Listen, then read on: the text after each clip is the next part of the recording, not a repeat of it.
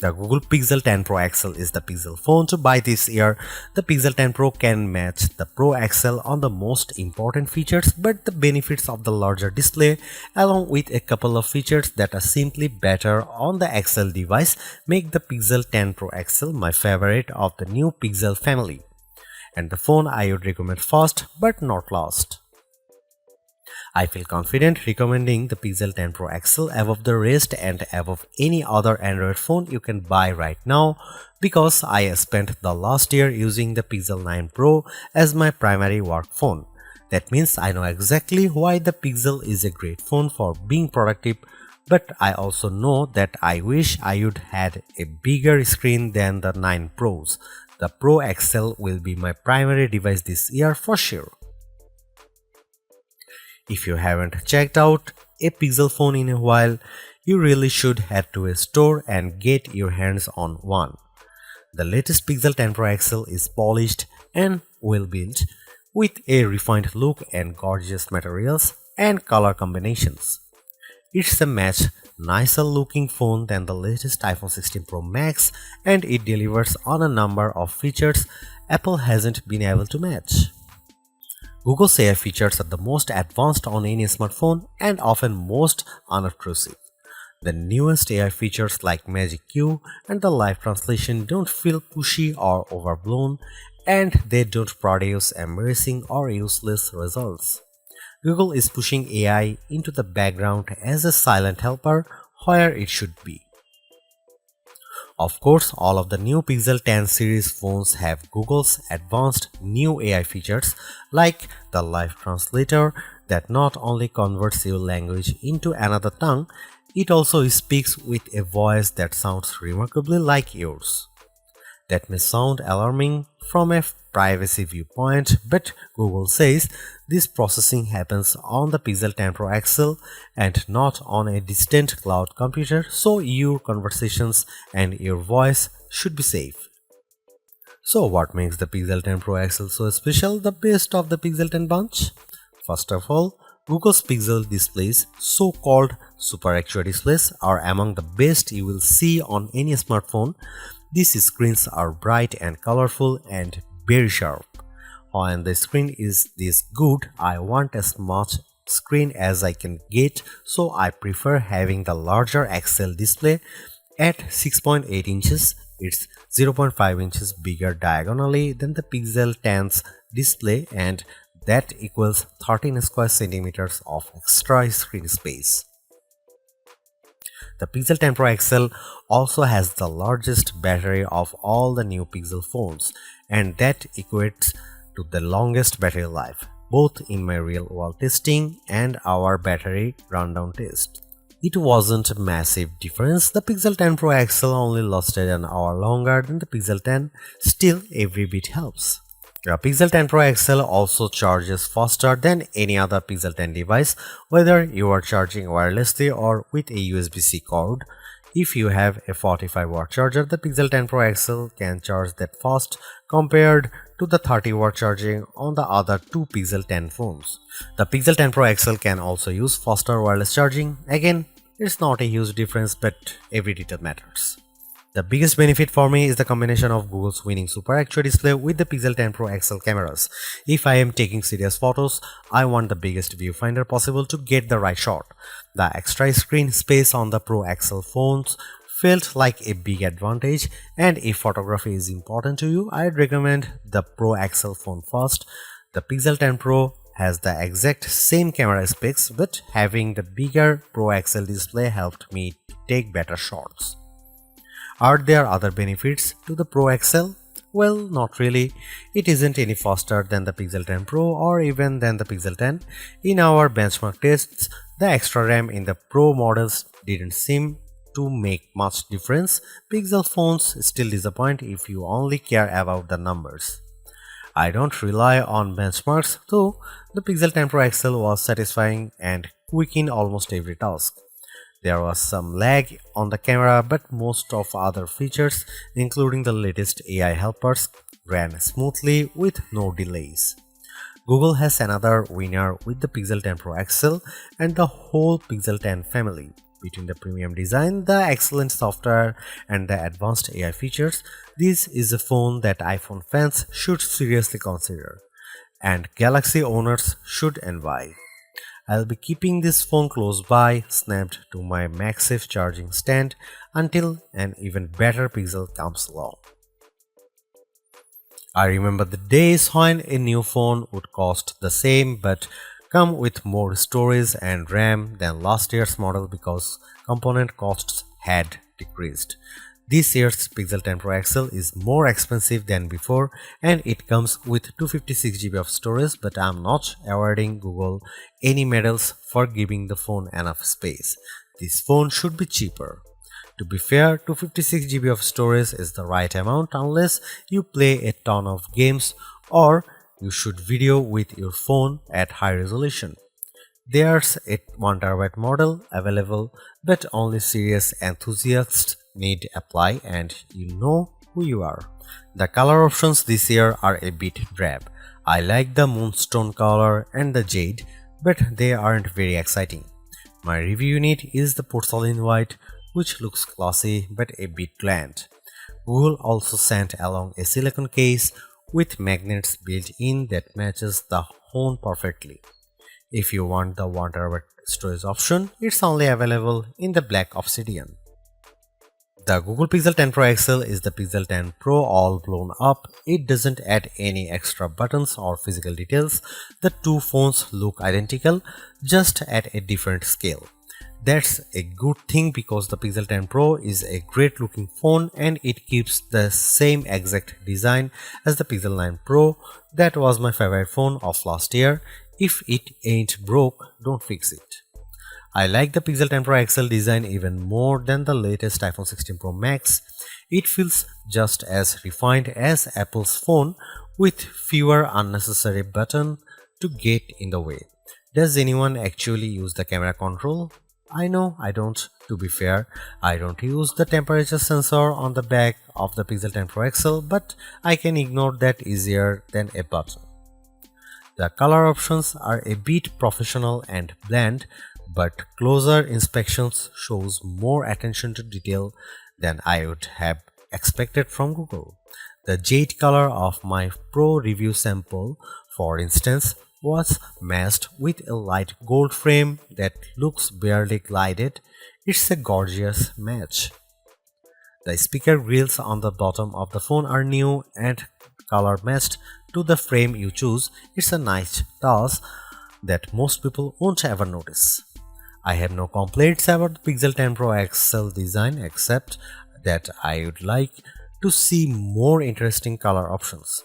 Google at least matches its phones perfectly with its silicone case colors, and like the Pixel 10 phones, the latest cases have magnets inside that secure a very strong connection to any Pixel Snap or MagSafe accessories you might buy. Wow, I was expecting to be pleased with the Pixel 10 Pro XL's display, but this phone somehow looks even better than I anticipated. Google's Super Actua displays are among the best you will find on any smartphone. For the past few years, Google's new Pixel displays have been dominant, topped only by Samsung's best Ultra screen, and this year hasn't been disappointing at all. The Pixel 10 Pro XL is a joy to use in any situation. It's great in outdoor light, even for shooting photos or reading my social feeds. It's perfect for navigating in the car or on the street. It's a great phone for reading in the dark late at night or as a bedside lamp with the Pixel Snap screensavers. In fact, I like this display so much that I think it justifies paying more to have more of it. The Pro XL is the Pixel to buy not just because it has a bigger screen, but because the screen is so enjoyable that I want to have as much of it as possible. Whether I'm watching videos, taking photos, or playing games, the Pixel 10 Pro XL display is my favorite on any smartphone I own. The Google Pixel 10 Pro XL highlights Google's clean and well-designed interface. I love the Material 3 expressive interface design, as Google calls it Pixel version of Android. It's friendly without feeling cartoonish, and it packs plenty of useful widgets and tools that are easy to manage and don't hog my attention. With so much screen space, it was a joy to create AI wallpapers and populate my home screen with Google's sleek widgets. I let the phone set all of my icon and widgets colors to match my wallpaper, creating a unified theme, and the phone darkened the colors as the day went on, finally flipping to dark mode after sunset. That's the best of Pixel, a well-designed interface filled with just enough useful features to make the phone a tool you always want in your pocket. The Pixel 10 Pro XL will definitely remain my primary work phone after this review is published. It gives me simple customization and shortcuts that removes the clutter of apps from my home screen and surface just the information I need. I wish iOS was better at this. The Pixel 10 Pro XL also has some of the most useful AI features you'll find on a phone, and I am a big fan of Google's call screening tools. I can let Google AI answer when an unknown number calls, and it will give me a text transcript of whether my caller says, then I can decide whether to answer the call or not. This feature is only available on Pro Pixel models, and it's worth the upgrade if you take a lot of calls. Apple lets you make a contact card for yourself that will accompany your phone number when you share your details. Google lets you make the contact card for your contacts instead of having them do the work. That seems like a better solution since not everybody owns an iPhone and Apple's contact card don't work across platforms. Even Google's Daily Hub is more useful than other attempts I have seen. Samsung, Motorola, and now Google all offer a homepage for your personal information gathered and summarized by AI. On my Galaxy S25 Ultra, the now brief page has been useless at best and oddly flippant at worst. On the Pixel 10 Pro XL, the Daily Hub offers more useful information, links I actually enjoy, and easy access to more information. There are still some odd and off-putting AI features, usually generative AI tools. The Recorder app, for some odd reason, offers a generate a musical background for your recordings. I don't really need a pop metal soundtrack for my business interviews. Thanks. Still, it's easy to ignore these oddities, and Google mostly doesn't shove its AI in your face. The Pixel 10 Pro XL and the Pixel 10 Pro have identical camera lenses and sensors, but I am calling the Pro XL the better camera phone because of the larger display and longer battery life. Both of those attributes are features that camera buyers look for, and they make a difference when shooting the pixels. The photos I got from the Pixel 10 Pro XL were fantastic, perhaps the best I have seen on any camera phone. The Pixel 10 Pro XL took photos with very accurate colors and plenty of details at every focal range.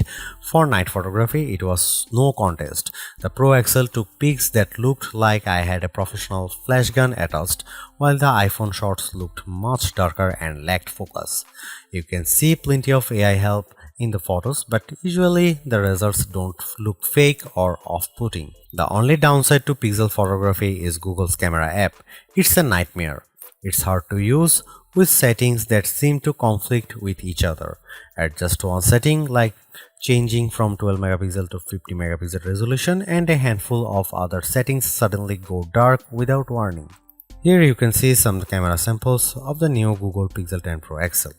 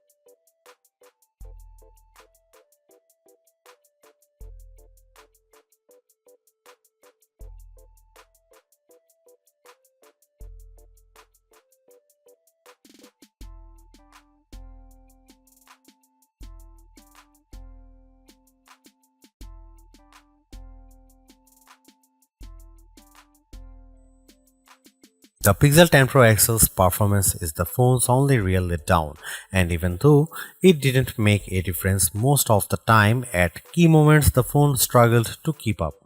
The gap between Pixel performance and the rest of the smartphone world isn't shrinking, it's getting bigger and uglier every year. The Pixel 10 Pro XL had no trouble navigating the Android menus and launching apps as quick as can be, but not every feature was so smooth. I had trouble in the camera app, especially when I changed to the higher 50 megapixel resolution.